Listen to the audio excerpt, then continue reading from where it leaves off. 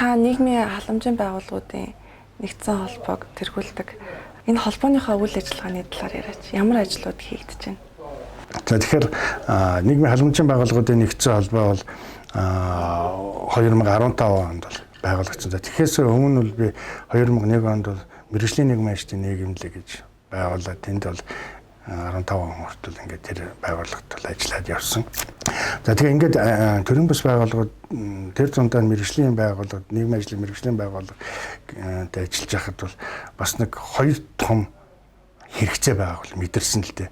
Тэр хоёр том хэрэгцээ нь юу гэхээр төрд бол энэ төрийн бас байгууллагуудыг төлөөлөх, гүүрэн болж их тийм бас нэг хэрэгцээ байсан. Нөгөө талд Монголд хөгжиж байгаа нийгмийн ажлыг олон улсын төвшөнд гаргаж тавих, тэнд нөгөө туршлагаа хуваалцах ийм боломжийг бас бүрдүүлэх ийм зайлшгүй шаардлага бол бас байсан. За энэ утгаараа бол яг гэхээр нийгмийн халамжийн байгууллагуудын нэгдсэн холбоог байгуулах бас үндсэн хэрэгцээ шаардлага нь болж өгсөн. Тэгээд энэ байгууллага байгуулсан, байгуулад зүүн хойд Азийн нийгмийн халамжийн зөвлөл гэж байдаг. Тэр зөвлөлд бол илссэн. За нөгөө төр олон улсад нийгмийн ажлын туршлагаа хуваалцаханд бол дараагийнх нь бол олон улсын нийгмийн халамжийн зөвлөл гэдэг бас тэр байгууллагт бол гишүүнчлэлтэй болсон. За ингэснээр бол бид нар Азтай олон улсад гарах энэ гарцвал нэгдсэн байгаа. За энэ утгаараа бол яг гэхээр манай нийгмийн халамжийн байгууллагуудын нэгдсэн холбоо бол төрийн бас байгууллагуудаа нэгдүгээрт бол дэмжих, нийгмийн халамжийн чиглэлээр үйл ажиллагаа явуулж байгаа төрийн бас байгууллагуудаа санхүү, удирдлага, менежментийн хувьд дэмжих, нөгөө талдаа яг үгээр тэнд ажиллаж байгаа нийгмийн ажилтнуудаа бас дэмжих ийм зорилгыг бол тавьж ажиллаж байгаа. Ялангуяа энэ байгууллагуудын үйлчлэгийг чанартай болгох, энэ байгууллагуудаа оршин тогтнох нөхцөл боломжийг бүрдүүлэхэд дэмжин туслахад хамгийн гол зүйл нь тэр ажилтнуудыг чадваржуулах асуудал маш чухал байна. Тэр ажилтнууд буюу тэр нийгмийн ажилтнууд нөөсөө чадвартай, хоорондоо уялдаа холбоотой ажиллаж үзэх гэмээж нь энэ байгууллагуудын эрэлт хэрэгцээ нэмэгдэн, оршин тогтнох чадвар нь бол нэмэгдэх юм. Тэгээд тэр энэ бол төртэй холбоотойгчоор энэ төрийн зүгээс бол энийг дэмжиж явах ийм боломж байна. Олон улсын түвшинд нийгмийн ажлын салбар ер нь хэрхэн яаж хөгжиж байгаа вэ? За тэгэхээр 2014 онд бол нийгмийн ажлын тодорхойлолт өөрөө шинжлэгдсэн. Тэгээд нийгмийн ажлын олон улсын холбооноос бол энэ нийгмийн ажлын тодорхойлолтыг шинжилээд гаргасан. За энэ шинжилж гаргасан энэ тодорхойлолтоос аваад үзэхээр олон улсын түвшинд бол бас хэд хэдэн чиглэлүүд бол бас нэг өөрчлөгдөж шинжилгээ хөгжлийн дараагийн явцанд бол ороод явж байгааг нэг нь ер нь бол энэ нийгмийн өөрчлөлтийг дэмжин л гэж яваад байдаг. Тэгэхээр нийгмийн өөрчлөлтийг яаж хийх вэ гэдэг тодорхойлолтод нэгдээ сайн тодорхой ороод ирсэн юм нөхцөл байдал байдаг. Тэр нь юу гэхээр одоо ерөөсөн хүний эрх тэгээд нийгэм эдийн засгийн шударга байдлыг дэмжих чиглэлээр нийгмийн бүтэц тогтолцоог өөрчлөх замаар тэр нийгмийн асуудлуудыг шийдвэрлэнэ. Хуучин бол бид нар нөгөө нэг асуудлын хойноос хөөцөлдөд яваад байдаг гэсэн. Одоо жишээ нь архитект гэдэг юм уу, эсвэл ядуурл гэдэг юм уу, асуудлын хойноос хөөцөлдөд яваад гэсэн бол одоо бол бүтэц тогтолцоогоор нь өөрчилж тодорхой хэмжээгээр асуудлуудыг одоо ийм хандлагаар шилжиж байна л д. Тэгэхээр тэрний юу хэлээд байна гэхээр кейсээр одоо тухайн одоо асуудал үүслэе гэдэг. Одоо жишээ нь би зүгээр нэг юун дээр ярил л да. Дорж дээр л ярил л. Дорж одоо тэр гэр бүлтэй агсан тавиад гэр бүлийнхээ үнийг зодоод байна. Тэ. Тэгээ ер нь л нийтлэг одоо юм нийгмийн асуудал болчихлоо шүү дээ. Тэр хүчирхийлүүлдэд байна. Тэ. Гэтэл энийг тухайн тэр доржин кейсээр л тэрийг л зараад ингээд гал унтраах хэлбэрээр ингэж явдаг гэсэн бол одоо үгүй энэ бол нийгмийн асуудал болцсон учраас ямар нэгэн тогтолцооны алдаа байна. Эсвэл ямар нэгэн бодлогын алдаа байна. Эсвэл ямар нэгэн олон нийтийн хандлагын алдаа байна. Тэр утгаар нь тэр учир шалтгааныг нь олоод тэгээд бүтэл зогсолцоогоо сайжруулснаар энэ асуудлыг шийдэж болно гэдэг. Ийм өргөн хүрээнд нь яригдж байгаа. Тэгэхээр энэ дээр бол бас нэг анхаарах зүйл нь юу гэхээр манайхан тэр асуудлыг одоо ингээд кейсийн хойноос хөөцөлдөх бол маш их болчиход байна. Урьдчилан сэргийлэх ажлууд маш хийгдэхгүй байгаа. Тэгэхээр бол олон улсад бол одоо яг энэ чиглэлээр их ажиллаад байна л да. Юу гэдгээр одоо бид нар ингээд энд карант байлаа гэхэд карантнаас ингээд ус гоожж шít. Тэгэхээр тэр шалан дээр хасгарсан усыг бид нар арчаад байвал хизээ арчиж дуусгая. Арчиж дуусгахын тулд карантыг хаах хэрэгтэй шүү дээ. карантиныг хаачаад дараа нь арчвал бид нарт бол амар дуусгана шүү дээ. Тэгэхээр нэг олон улсын нийгмийн ажлын хөгжлүүд ерөөсөө карантиныг хаах чиглэл рүү ажиллаад эхэлт. Одоо тэр шалны ус бол яг арчиж болно. Хамгийн гол нь карантиныг хаах хэрэгтэй. Энэ нь бол болохоор усан сэргийлэх ажил хийх хэрэгтэй, бодлоготой ажиллах хэрэгтэй. Ийм чиглэл рүү олон улсын нийгмийн ажил ороо явчих. За дараагийн нэг нь бол нийгмийн хөгжлийн асуудал. Нийгмийн хөгжил төв нэмрээ ордог нийгмийн зүтгэлтнүүд юм байна. Тэгэхээр нийгмийг хөгжүүлэхэд тулд нийгмийн ажлууд яаж оролцох хэрэгтэй юм бэ гэдэг асуудал гарч байна. Тэгэхээр бол олон улсад бол одоо яаж яана гэхээр тодорхой хэмжээгээр нийгмийг хөгжүүлэхэд тулд нийгмийн ажилтны оролцоог нэмэгдүүлэх хэрэгтэй юм аа. Оролцоог нэм. Тэднийг оролцоог нэмэгдүүлэхээс гадна нийгмийн ажилтнуудыг өөрсдийн дэмжих хэрэгтэй юм байна.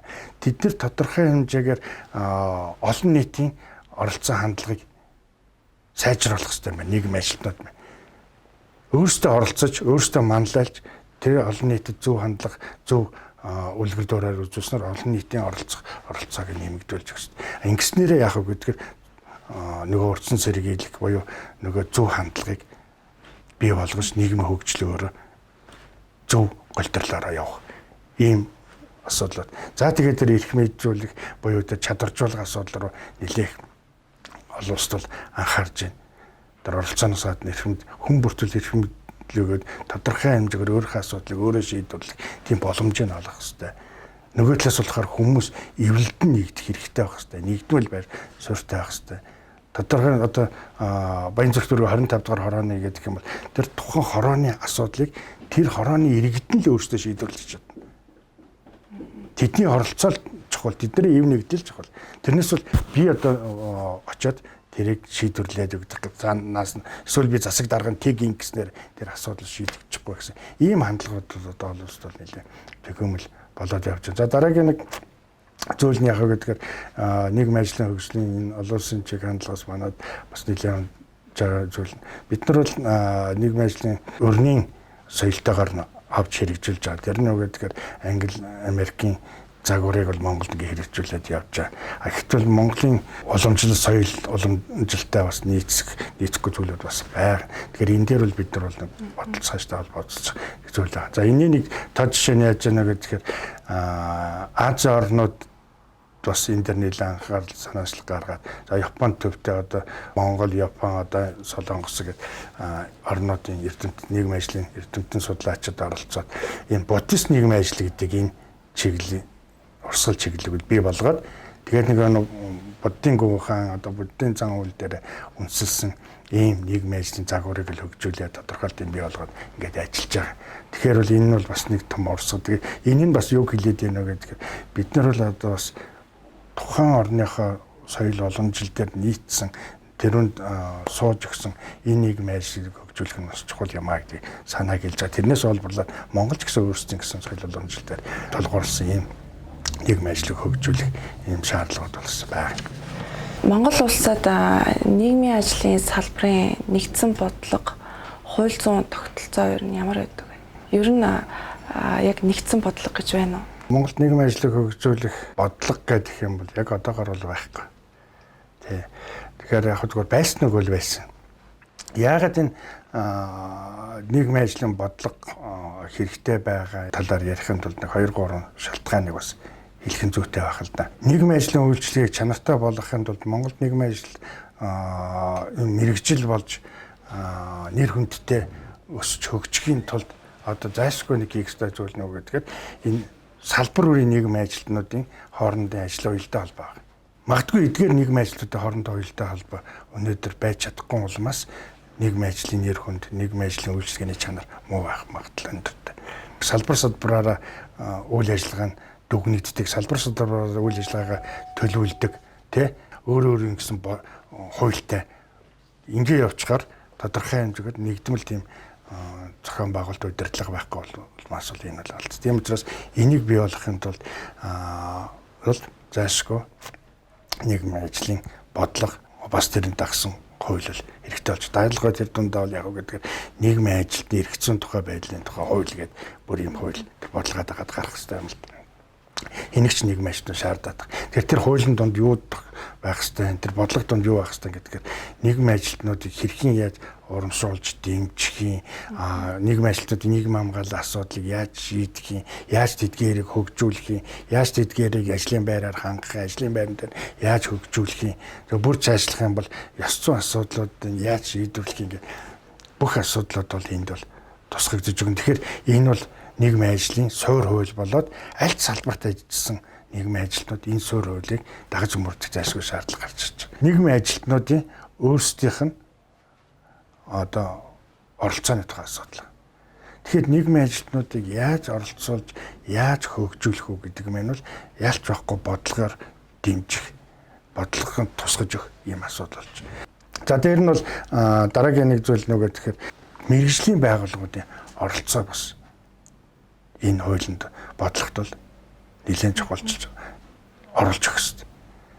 Яг энэ мэргэжлийн чиглэлээр үйл ажиллагаа явуулж байгаа байгууллагууд нь яг ямар үйл ажиллагааг нь хариуцдаг гэж явах хэрэгтэй юм бэ? Жишээ нь тэр хөгжлийн үйл ажиллагааг нь тэр мэргэжлийн үйл ажиллагааг нь арга зүйн хэмжээг нь мэргэжлийн байгууллагууд нь авч явах юм бол тэд нар нэгдээд яг тэр удирдлагаар тэднийг хангаад явах ийм боломжийг тэр хууль бодлогот бол тусгаж өгөх хэрэгтэй. Ингэж чадах юм бол бас олон улсын туршлагч байна, хөгжингөө орнуудын туршлагч байна. Тэгэхээр энэ дээр ингээд бид нар бол хуулиндаа бодлоготоо тусгаад өгчих юм бол төрийн бас байгууллагуудын цэгцэр үйл ажиллагааны ч гэсэн тодорхой болж эхлэх юм боломжтой. Тэгэхээр нэг нийгмийн ажилтнуудын оролцооч гэсэн нэмэгдээд ирэх ийм шалтгаанууд бол бас байна. Тэгэхээр ер нь бол энэ нийгмийн ажилтнуудын одоо бодлого тэр дундаа энэ хууль эрх зүйн асуудлуудыг ярих нь бол яг гэдэг бид нар энэ цикл хэлбэрээр нь ярих зайлшгүй шаардлага гараад. Тэр нь юу гэхээр хуулиар бүх юмыг шийддэг биш. Эсвэл 1-2 жилийн төлөвлөлтөөр бүх юмыг шийддэг биш. Алсын хараатай бодлого нь байж ах хэвээр. Тэрийг хэрэгжүүлэх эрх зүйн орчныг бүрдүүлэх хэвээр. Тэгээд тэр хөтөлбөр төлөвлөгөөнд гарах хэвээр. Тэгээд тэрийг хэрэгжүүлэх хэвээр. Тэрийг хянаж үнэлэх хэрэгтэй. Тэгээд дараагийн бодлого боловсруулад өөрчлөлт оруулаад ингэж явах хэвээр. Манайд бол одоо энэ үнэлгээний маш хэд хэдэн том судалгаанууд хийгдсэн. Данч тэр нь бол яах вэ гэхээр ажил хэрэг болохгүй л зүгээр судалгаа хийгдсэн. Тэгээд дарагдаал өнгөрч юм л да. Энэ бол маш их харамсалтай зүйл. Тэгэхээр бол энэ том судалгаа Азийн хөгжлийн банкны санхүүжилтээр тэр Дэлхийн банкны санхүүжилтээр маш их том судалгаанууд сая сүүлийн 4-5 жилд хийгдсэн. Би энэ бол мэдчихэе. Гэхдээ тэд нар нь ажил хэрэг болоогүй байна. Тэгэхээр бол ингэж бол ажиллаж болох. Тэгэхээр бид нар бол тэрийг ашиглах хэрэгтэй. Тэр их зардлаар хийгдсэн судалгааг ашиглаж тэрийг олон нийтэд хүртэл болгож тэрийг буцаагаад эргэлтэнд оруулж үйл ажиллагаагаа бид нар сайжруулах хэрэгтэй. Нэг шүүмжлэлтэй асуудал байна л. Монгол улсад за ойролцоогоор 3500 орчим нийгмийн ажилтан ажиллаж байгаа. Энэ дотроос нэг 67-8% нь мэрэгжлийн бус хүмүүс ажиллаж байна. Тэгэхээр энэ ер нь нийгмийн ажилтнууд те энэ салбарт ажиллахдаа ер нь сайн бэлтгэгдэж чадчихэв үү? Хүндээ хүрч ажиллаж ер нь чадчих байгаа юм уу? За үнэхээр өнөөдөр ярилцах зайлшгүй шаардлагатай нэг асуудлуудын нэг нь бол наадах юм байна л дээ. Яг гэж энэ бол өнөөдрийн ч асуудал биш. Ер нь бол олон жил яригдж байсан. Энэ мэргэжлийн бас улсууд тэгэл одоо жишээ нь 2001 онд анхны төгсөгчнөр бий болол мэргэжлийн нийгмийн ажилтнууд бий болоо. Тэгээд ингээд ажиллаад тэрнээс хойш чинь 17 ихтэй сургуульд нийгмийн ажилтныг бэлтгэж байна л дээ. За тэгээ би нэг яг зүгээр нэг баримтаа тооцоо судалгаа хийж үзсэн. Тэгээд одоо 5000 гаруй нийгмийн ажилтан бол мэргэжлийн нийгмийн ажилтан бол бакалавр зэрэгтэй бэлтгэжчихэд байна. Тэгсэн мөртлөө энэ мэргэжлийн бос хувь нь бол ингээд энэ дөр байгаад. Тэгэхээр яагаад тэгж ийм нөхөд энд хид хідэн бас шалтгаанууд бол бас байгаа. Юун төрөнд бол хамгийн нэг том шалтгаан юу гэхээр хууль хэрэгждэг үү гэдэг юм уу? Эсвэл одоо тэр халамжийн төрөн bijсэн нийгмийн ажилтан бакалавр зэрэгтэй мэргэжлийн нийгмийн ажилтан нийгмийн ажилтныг хийнэ гэж л тухайн байгууллага эсвэл төрийн албаны зөвлөлөөс яадаг вэ гэхээр нийгмийн ажилтны оронтойг зарлахдаа нийгмийн ажилтан сэтгэл зүйч нийгмийн ухааны багш эрх зүйч хүн байж болно гэдэг. Тэгэхээр би бол өмнө одоо хамгийн анх одоо 2000 онд гэдэг юм 2001 онд ингээд ажиллаж байсан одоо мэргэжлийн тэр сургалтуудаа суугаад одоо мэргэжлийн сургалтуудаа суугаад явцсан улсуудыг мэргэжлийн бос гэж бол бас авч үзэхгүй байна. тодорхой хэмжээгээр ажилтсан туршлагатай дээр нь бол мэргэжлийн чиглэл хэмжээнүүдээ сургалтуудаар аваа явцсан. Гэтэл бид нар одоо яалцгүй тас ярих ёстой зүйл маань мэргэжлийн бус ус одоо орохоос өмнөх юм биш. Одоо орохын л тас хаалганд тасан зогсох ёстой. Тийм учраас бол нийгмийн ажилтны орондоо зарлагтай нийгмийн ажилтны хүн л гэж зарладаг. Ийм багс. Би зөвхөн 11 оны судалгаа хийжсэн 11 он хийнэттэй судалгаа гарч ирсэн. Гэн сонирхолтой ч юм шиг. Тэгсэн чинь юу вэ нэ гэдгсэн чинь нийгмийн ажилтны болохоор одоо сая би хэлж штэ тэр нэг олон мэргэжлүүдээр байж болно гэж зааж байгаа учраас төрд бол хаалга төрд орох тийм хаалга болцсон байсан. Яг уу гэдгсэн чинь одоо тохоо үед бол тийм гарч ирсэн нийгмийн ажилтны орон тоон дээр өрсөлдөд нийгмийн ажилтны хорооны нийгмийн ажилтан болцоод сар болоогүй тэр хүн биеийн тамир спортоо хороо руу тэнд байжсэн хүн соёл одоо эрүүл мэндийн газар руу явцсан. Тэнд байжсэн хүн цагдаа руу явцсан. Гарцсан шүү дээ. Тий. Тэгэхээр яах гэдэг чинь гэсэн чинь яг цагдаа дээр ажиллаад юм уу тэр биеийн тамир спортоо хорон дээр ажиллаад шалгалтаа өгөх гээр болохгүй байхгүй. Мэргэжлэн таарахгүй. Тий. Тэгэнгүүт нийгмийн ажилтнаар ороод нийгмийн ажилтнаар тэр албан шалгалт өгчөөд шилжчихэж байгаа байхгүй. Тэгэхээр тэр албан агчдаас хооронд нь шилжин суурьшуулж болдог шүү дээ. Энэ гэхдээ 10 жилийн өмнөх судалгаалтай тий. Одоо ямар байгаа вэ? Одоо бол ялч авахгүй нь бол бас яг хэвээрэл явж байгаа. Тодорхой хэмжээгээр яагаад тэгж байна вэ гэхээр наад саяны судалгаач хэлж шээ. Одоо бараг 70% шахуу мэргэжлийн бос улсууд. Уг нь бол нэг хэсэг огцом явсан юу гэхээр 5%, 10% мэргэжлийн нийгмийн ажилтнууд байна гэж хэлсэн. 24% болоод 28% болоод маш их огцом явсан баг. Тэр нь халамжийн салбар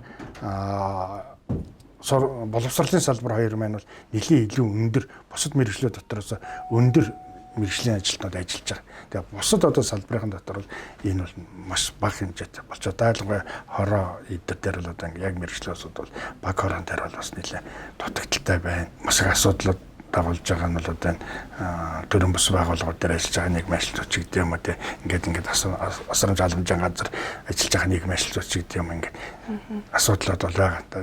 Их олон жишээнүүд бас кейсүүд байдаг ш. Тийм асуудал гарлаа тэр аламжийн газар гэсэн чинь нийгмийн ажилтны хийн гэсэн мэргэжлийн бус ингээд асуудал гарч. Тэгэхээр бол эргээд нэг хариуцлагатай одоо яг тэр мэргэжлийн бус мэргэжлийн хүн авч ажиллаж чадаагүй бол бас үйлчлэг асуудал гардаг тэр ард иргэдэг хохироод үйлчлүүлждэг хохироод ийм асуудлууд байна. Тэр утгаараа бол яг үгүй тэгэхээр бид нар бол энэ мэргэжлийн улсуудыг ажилуулах энэ зайлшгүй шаардлага байна. За дээр нь бол яг тэр боловсролын асуудал дээр бас дахиад нийгмийн ажилтнуудын одоо өөрийн хувь хүний цан чанар гэдэг бол маш их чухал болчихдог. Энийг бол би бол одоо практик дээр ажиллаж байсан туршлагаас багшилсан туршлагаас маш их анхаарч. Нийгмийн ажил гэдэг нь хувь хүнийг маш их голдог мэргэжил. Хувь хүний зан чанар, хувь хүний өөрийн хөгжил төлөвшлөөс маш их шалтгаалдаг мэргэжил. Ажлын үр дүн ёстой тэр хөгжил төлөвшлөлтэй нь холбоотой. Ёс зааш. Тэгэхээр бол яах вэ гэхээр зүгээр л энгийн жишээ хэлэхэд бол өөрийн нэгдүгээрт явах уу, хүнийг нэгдүгээрт явах уу гэдэг асуудал дээр тулгарна шүү дээ. Энэ асуудалтай тулгархаар чинь тэр нийгмийн ажилтан гийн асуудлыг бас яаж шийддэг вэ гэдэг. Тий, бас нэг асуудал бол. Тэгэхээр бол яалч авахгүй тэр хүн өөрийнхөө асуудал төрөн биелэлсэн нийгмийн ажилтны нийгэм хамгаалалтын асуудал гэх. Тэр хүний асуудал дайлангаа одоо орон байрны асуудал, гэр бүлийн асуудлыг одоо ингэ шийдэж нийгэм хамгаалалтын асуудал болгож шийдэж өгч чадахгүй арга гэрлүүгээ санаа зовж байгаа хүн ажлын байран дээр ихээр сайн үр дүнтэй ажиллах вэ гэдэг зүйлээ шүү дээ. Гэхдээ зарим нь бол бүр ингэ манай нийгмийн ажилтнууд чинь арга гэрээ золиослоод тэр нэг үйлчлүүлэгчтэйгээ хойноос тэр ажлынхаа мэргэжтэйгээ хойноос ингээд явж байгаа улсууд бол маш их байна. Сэтгэл зүрхээ зориулаад явж байгаа улсууд маш их байна. Гэтэл бас тэгж чадахгүй байгаа ч улсууд зөндөө байна. Тэгэхээр энэ хувь хүний нөгөө өөрийн хөгжил төлөвшөл сэтгхүүтэй нэлээд холбоотой, хандлагатай холбоотой юм асуудал учраас нийгмийн ажилтны таньж мэдэж тэрийг бэлдэнэ гэдэг бол маш их чухал асуудал юм байна л гэдгийг би бол хэлмээр байна.